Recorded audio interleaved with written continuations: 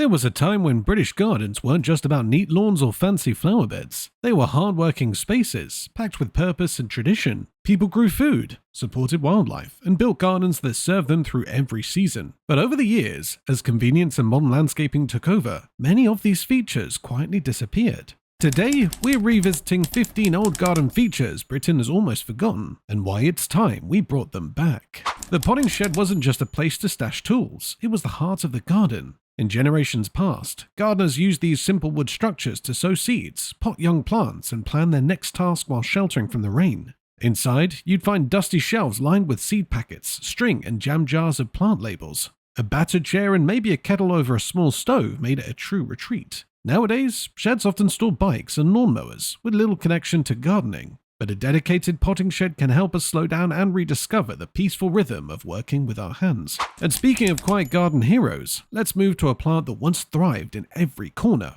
The humble gooseberry bush was once a fixture of British gardens, often tucked against fences or grown as part of a fruiting hedge. These hardy plants produce tart, juicy berries, perfect for pies, falls, and jams, the true taste of a British summer. Gooseberries thrived with minimal care, handling frost and shade with ease. But as supermarkets filled shelves with imported fruits, the once loved bush fell out of fashion. Today it's rare to spot a gooseberry in a suburban garden, and that's a shame. They're resilient, productive, and packed with flavor. Reintroducing gooseberries could bring both heritage and homegrown treats back to our gardens. Now, from resilient plants to clever water-saving traditions, let's see what gardeners relied on before hoses. Before garden hoses and tap-fed watering cans, British gardeners depended on rainwater barrels, often simple wooden butts placed beneath guttering to catch every drop. This free resource kept gardens thriving through dry spells, and nothing went to waste. In an age of rising water bills and growing awareness of conservation, it's remarkable that rainwater barrels aren't more common today. Not only are they practical, but they remind us to garden in tune with nature's rhythms. A rainwater barrel isn't just a nod to the past, it's a smart, sustainable feature that could help modern gardeners reduce their environmental impact. If you're enjoying this journey through Britain's forgotten garden traditions, hit that like button and subscribe. There's plenty more to uncover. Next up, a traditional tool that added beauty and purpose to vegetable plots.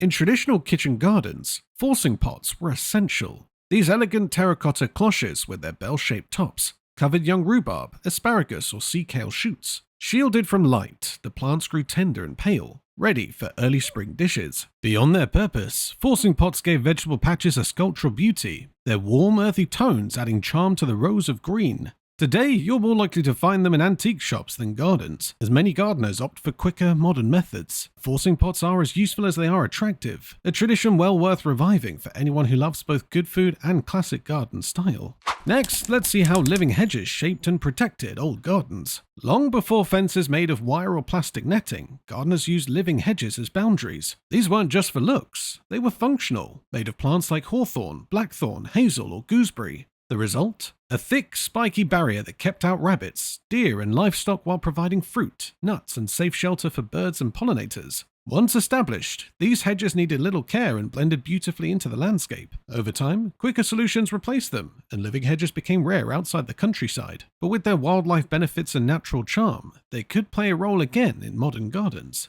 And as you walked through these old gardens, you'd often catch the unmistakable scent of this next feature. Lavender borders were once a signature of British gardens. Paths lined with dense, fragrant lavender weren't just a feast for the eyes. They filled the air with a calming scent and attracted clouds of bees and butterflies. People dried the flowers for sachets, herbal remedies, and household cleaning. Brushing past those soft, silvery leaves released their rich aroma, turning even the shortest walk into a sensory experience. Nowadays, lavender is often planted in small clumps or pots, but the idea of entire borders or paths lined with it has mostly faded. Bringing back lavender borders will not only delight pollinators, but add timeless beauty and fragrance to any garden. From fragrant flowers, let's shift to a clever way of growing fruit where space was tight. Espalier fruit trees were once a familiar sight along garden walls and fences. Apples and pears were carefully trained into flat, elegant patterns that clung to brick or stone, making the most of the sun-warmed walls. These trees offered a practical solution for small pots, easier to prune, pick, and protect, and perfect for ripening fruit in cooler climates.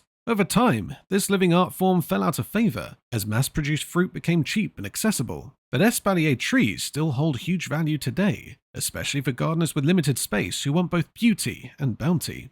And near those espalier trees, you'd often find a simple but striking design for herbs. A herb wheel was more than just practical, it was a beautiful centerpiece. Designed as a circular bed divided into neat segments, each slice was planted with herbs like rosemary, thyme, sage, or chives. Placed near the kitchen door, these wheels kept fresh flavor within easy reach while adding order and style to the garden. They made harvesting simple and were often as attractive as any flower border.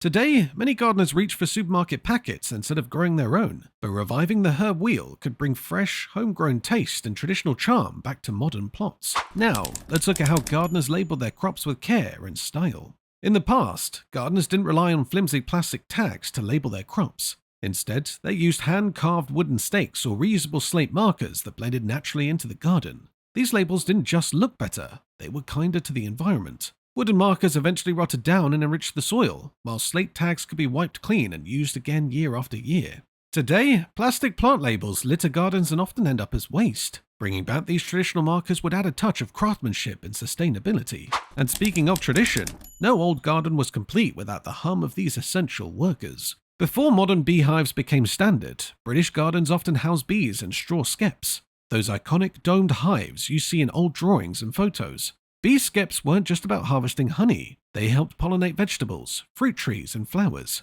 Their presence meant healthier, more productive gardens. Although skeps didn't meet modern hive management needs, they're a powerful symbol of how closely gardens and nature were once connected. Reviving the spirit of keeping bees, whether with skeps or modern hives, could help support declining bee populations and restore balance in our plots. And even underfoot, old gardens had charm and practicality in equal measure. Old British gardens often had paths of gravel, crushed shells, or cinders instead of concrete slabs or paving stones. These materials allowed rain to drain naturally, helped keep weeds down, and made a satisfying crunch underfoot. Edged with brick or low box hedging, they frame the garden beautifully. Today, we often choose hard surfaces that can feel stark and lifeless by comparison. Reviving traditional path materials would add softness, texture, and a sense of history, while being better for drainage and wildlife. And from paths that guided your steps, let's move to a practice that guided the garden's future. Generations ago, gardeners didn't depend on shop-bought seed packets each spring. They saved seeds from their own best plants, storing them in envelopes, jars, or biscuit tins, and shared them with the neighbors. This practice kept favorite varieties alive, adapted crops to local conditions, and made gardening more self-reliant.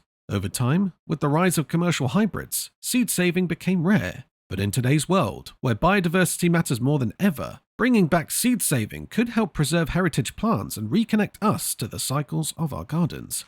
And when it was time to pause and admire the garden, here's where you do it.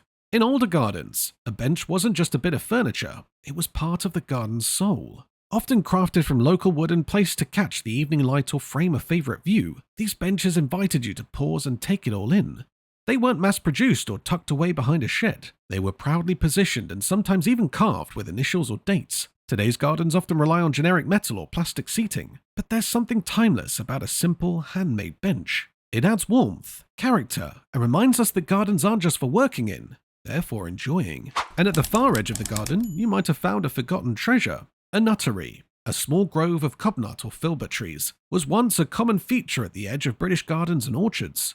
These hardy hazels provided a steady autumn crop of fresh, delicious nuts while also acting as a windbreak and wildlife haven. The trees were low maintenance, attractive and practical, offering food for both people and animals. But as imported nuts filled shop shelves and gardens shifted to ornamental planting, nutteries largely disappeared. Today, replanting a nuttery could offer homegrown treats, support biodiversity, and bring a bit of quiet, old-world charm back to our gardens. Finally, let's end with a garden feature that reflected an entire way of life. In many northern gardens, especially in working-class communities, a pigeon loft once stood proudly. These small structures housed racing pigeons or birds kept for the table, and looking after them wasn't just a hobby, it was a passion. Pigeon keeping provided both food and community spirit, with neighbors swapping stories of races and prize birds. Over time, as lifestyles changed, pigeon lofts vanished from most backyards, but they reminded us that gardens weren't just for growing, they were for sustaining families and traditions.